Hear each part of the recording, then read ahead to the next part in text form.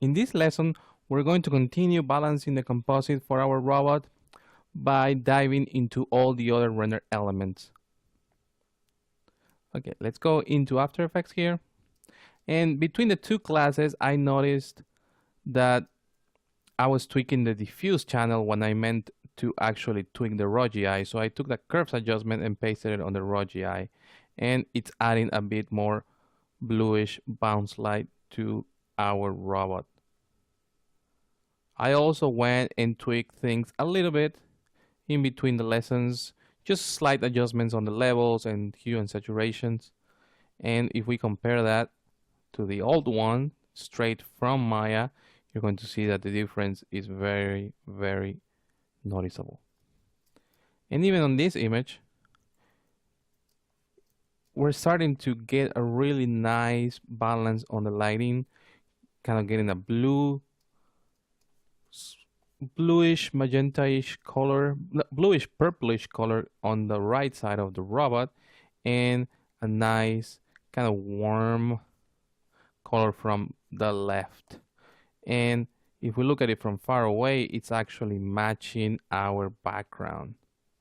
Even if we were to go into channels and start analyzing these, we might see that the red kind of matches really close. Green, it's good, and then the blue might be off a little bit, but once we start tweaking our background on the in one of the next lessons, we're going to start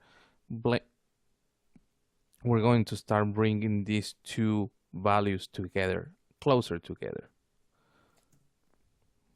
Now we're going to continue tweaking all these elements here, like the diffuse, specular, reflect, and the other ones, all the way up to self-illumination.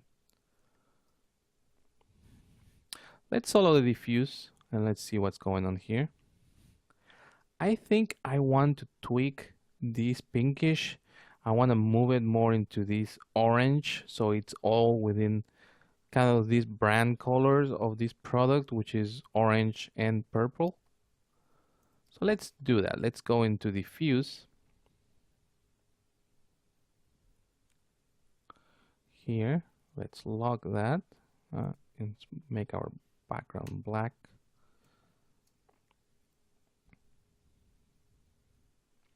Actually, I'm going to take my robot diffuse, and since I'm going to be doing a couple of things inside of this, I'm going to pre-comp it and call it diffuse underscore comp.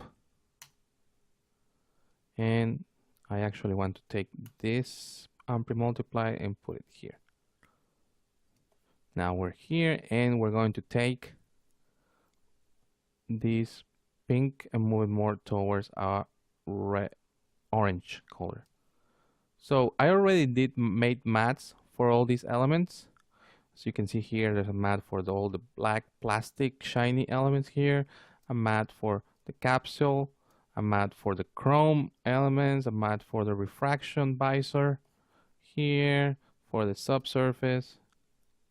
The way I did this, it's you pre-composed the multi-matte and you add a set matte effect telling it which channel to use. In this case, I'm using the red channel, and that's going to give me an alpha that later I can just take this pre-composed matte and bring it into something like this and set it to an adjustment layer.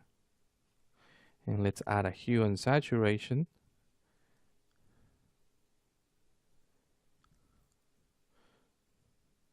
And if I really colorize this, move this around here, we're going to start noticing that I'm tweaking the colors. And to me, this is much cleaner than actually going here and having to do this and make an adjustment layer and set it to alpha matte. You know, it starts getting confusing in my opinion, because you start dealing with all these alpha mattes, alpha inverted mattes. So it's much cleaner just to use a pre-composed matte and set it to an adjustment layer. Let's go into our, well, actually, let's stay on the diffuse. One of the things that was bugging me was that these black plastics should actually be a little darker, in my opinion. So let's take our black plastic matte, set it to an adjustment layer. Let's add levels. And let's slowly, maybe using the midtones, slowly darken this. I don't want it to be completely black, but a very, very dark gray, which is going to actually add a really nice contrast to our image. If we turn these two off, turn them back on. Now the orange is not really that visible because there's this subsurface pass that is getting added later on, which still has this pinkish color. So what we're going to do is we're going to copy this from the diffuse pre-comp and paste it on our subsurface. Now we're getting a much richer color. Let's try let's turn this off and see how it looks. Okay, we're getting an orangish, but we're still, if we turn it off, we see some of the pink kind of go through, which I kind of like it because it feels like it's two tones in there. Maybe let's split the difference and set it to 50. That actually looks nice.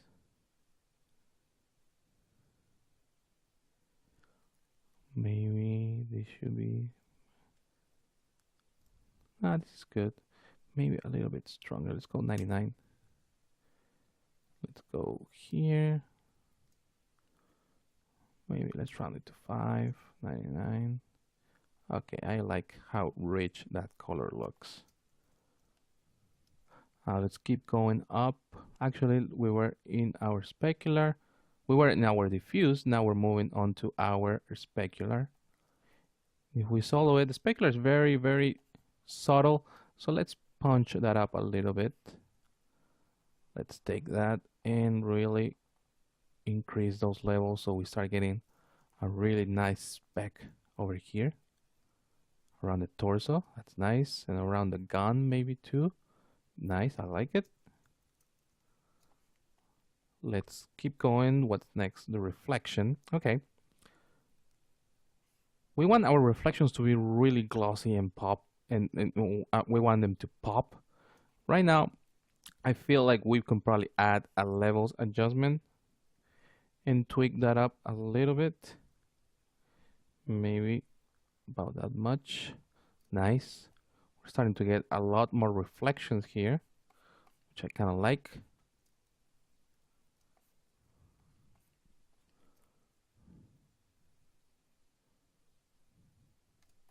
Nice.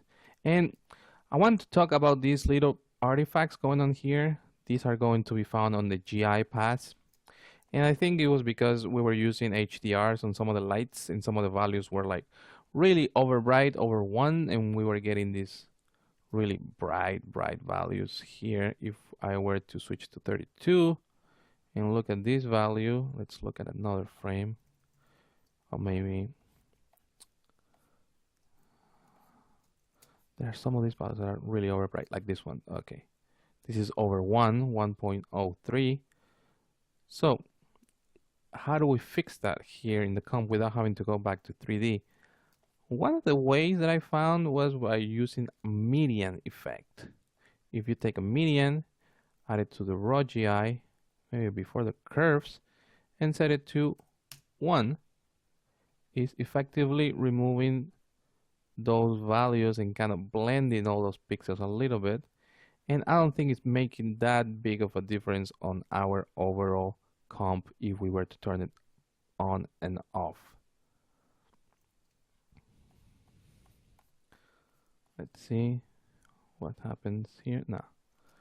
So this is a really nice and fast way of kind of fixing problems that come with passes from CG.